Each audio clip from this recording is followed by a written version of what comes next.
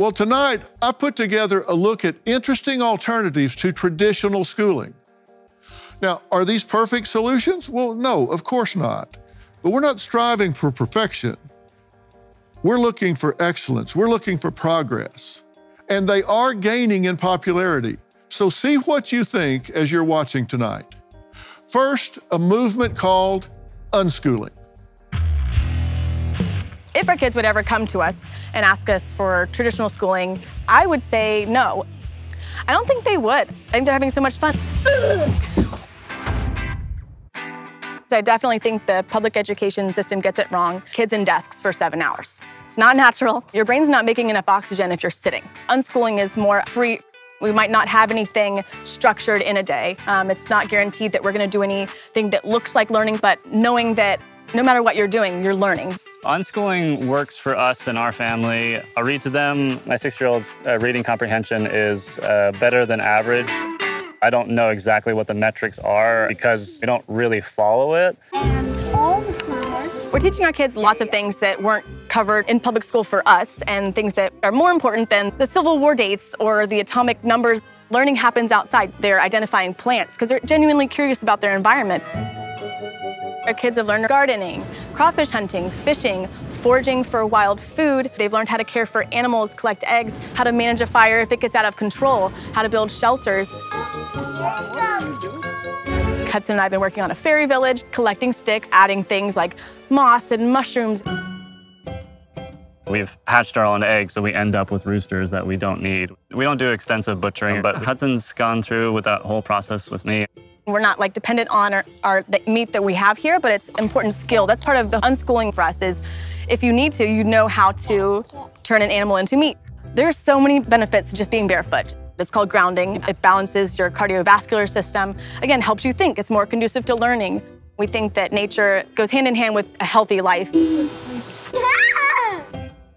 You actually have a master's degree, Do. and it's in interdisciplinary studies, education, recreation. Yes. A lot of different disciplines, philosophy. Did it work for you? I didn't get a job in any of those things, no. But I think some of the things that I learned I could apply into what we're doing now. Okay. And Nick, you have a master's degree in philosophy. Correct. Right. Are you glad you did that? I wouldn't have paid for it. I don't use it. I could have pursued all the primary literature myself. I met my wife at graduation, but... Well, there you go. Yeah. There is that. Yeah. Okay. You say your children will never set foot in a classroom. I don't think so, no. I can't see a reason they would want to go to public school. We have a really strong vision for what we want for our kids in their future.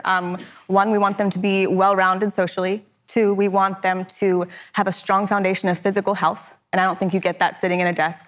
We want them playing all day. And then third, we just really want them to have a say in their own life and their own future from an early age. We really do think that they can think for themselves. They are whole humans, and that kids should be able to choose their path sooner in life rather than waiting till 18 or around that age to start taking electives or making decisions like that. Well, is this about your experience in school? You said school crushed you.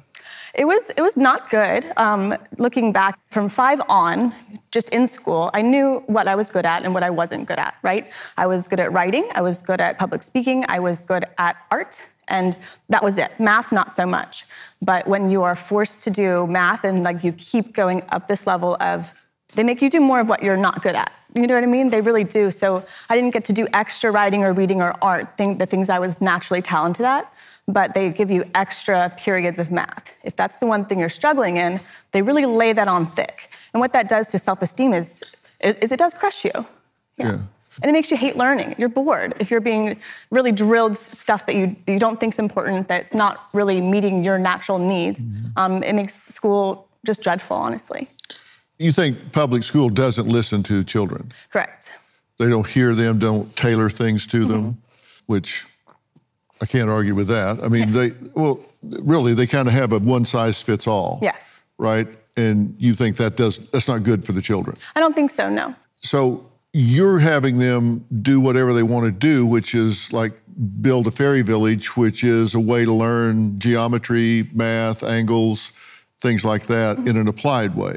Yes, and they're still really, really young. Right now, Hudson is first grade age, but it'll continue to be things like this, hands-on ways of learning. You can learn math. I think my real struggle with math was that it didn't make sense to me, just doing numbers on a page over and over. There was nothing visual to it.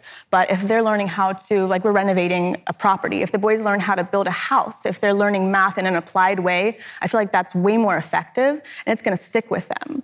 And you were pointing out they learn by looking at a speedometer, looking at things just in the real world. I think there's a quote by John Holt, and it's, we learn and remember the things that we seek out and come across naturally in daily life. And I think that is so true. Even as adults, like the stuff we really know and that we're good at, it's something that we've come across and we've found a need, and you're just organically coming across something that you're curious about, passionate about, excited about, then you're gonna want to learn it, and you're gonna absorb all of it. And you're teaching them things like fire safety and hunting and how to survive in the wilderness, things like that, which come in pretty handy. Yeah, these are things that are just very interesting to boys naturally. And, you know, if we have extra time to develop those skills, why not? Do you worry that there's a social aspect missing, a relational aspect missing, a competitive aspect missing, the flow of commerce is missing? We don't want them to get into the flow of commerce, I think. I think like when we look at 9-to-5s and what some people call the rat race, like are people truly happy, right? So it's kind of, we're not wanting them to get on the conveyor belt. Absolutely, we're wanting them to think for themselves. But as far as like the social aspect, you seem to be thinking for them. You could say that to someone who was sending their kids to a public school without asking them what they want to do. You know, I think that's telling kids what to think and what to do. Schools, that's exactly what they do. You have to learn this, this, this, and this. That's telling kids what to think. Hudson always has an interest in going camping. He wanted to challenge himself, and so he did 48 hours straight. He camped overnight. Wanted to support him in any way we could, and we got a fire going. We built our own teepee. This was all just him leading the way. Some people would be concerned about spending 48 hours outside, you know, a 6-year-old by himself. To most people, that sounds like really intense, right? We're sending out our child outside for 48 hours, but we know our property. We know what our 6-year-old is capable of because we spend all day with them. We're watching them. We know that he's competent in taking care of himself. And camping is good for little boys. You've gotten a lot of negative social comments about this. Why did you go public with it to begin with? Why did y'all put it out there? That's a good question. So I was actually going to be a teacher. I got my master's, and part of it was education, elementary education. I got my teacher certificate. I was doing student teaching when I became pregnant with Hudson, our oldest. And then that was when I kind of looked around and realized, oh, I don't actually want to work here, and I don't want my kids to learn here either. So I had to find a new career on my own. So I started teaching myself social media so that I could do it for brands, just be a freelancer, and I could stay home doing that job. And so I was just posting about my life to practice social media, and then it ended up blowing up, and that became our full-time job. Were you surprised that you guys got so much negative feedback? Not necessarily. Some people have a very strong emotional reaction to you criticizing what they went through as a child. Some of the comments you've got is, no one is this stupid. Child Protective Services is calling. Educational neglect. What about learning like actual stuff?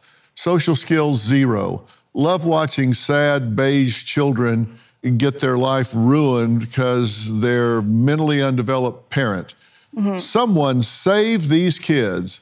Isn't it so telling that the public school kids grew up to be such bullies online? So I think that's really indicative of the whole system. What shocks me the most is that they just wouldn't believe that's what he wanted to do, was learn how to transplant plants. And people were saying, put him on Fortnite like a regular kid. And it's indicative of our school system that we don't see kids as whole humans that could possibly have any interests or skills outside of what's in this box. And that's how the system is set up. Kindergartners are capable of this. First graders are capable of this. Second graders this. We put this ceiling on kids based on what age they are and what they should be interested in. And no one could believe that he was interested in something like gardening. Nick, you say if your kids wanted to try school to socialize more, you'd be okay with that. At a certain age, I don't know what that age would be, but there's certainly a situation, where our oldest 16 gets a girlfriend. There's a very obvious pressure with that kind of thing, and we're not trying to control our kids. We're not trying to brainwash them. They're going to go do what they want to do in the rest of their lives. That's what we want them to do. That's what we're training them for. Their values, the foundation that we're trying to instill in them, their independence, that's already going to be there. So whenever they do decide to leave the nest, that's what we want them to do. Well, you're not a big favor of that. No, I just don't see it happening, but I'm also open-minded, and that's how we try to raise them. So when he's 16, I'm open-minded to see what happens at that point. You said my kids will never set foot in a school. That doesn't sound real open-minded. It wasn't an exact quote, Dr. Phil, but I don't think that they will. Well, I'm not trying to start trouble here. I mean, you guys can work that out in the woods. Yeah. But why does it need to be either or, unschool or school? I mean, this looks like what a lot of people call camp, or what you do after school, or what you do in the summer. Mm-hmm. Most parents don't do stuff like this with their kids after school because they're at a job, because everyone has such a different life and what they want, what their values are, and how they have their life set up. You can be a very involved parent and try to pass on, your values and these things, but you have to understand the reality is your kid is in a public education system with peers who are not great. You have teachers that are uninspired for the most part, teachers that are more worried about, their administrators than they are the kids. And that's just how the system is built, and that's not fair to the kids. It could be what we think is what we're doing is ideal. Public school works for most people, and that's okay. And parents can fill in a lot of gaps, but if they go to get a job later and they say, well, what's your training in math? They say, well, I can read a speedometer, I can build stuff. I can't tell you the math involved, or I can't use a protractor, or I can't tell you how I can do it, but I can do it because I have experience, which could be true, but are they going to be really competitive career-wise if they don't have any training in the educational system at all? Yes.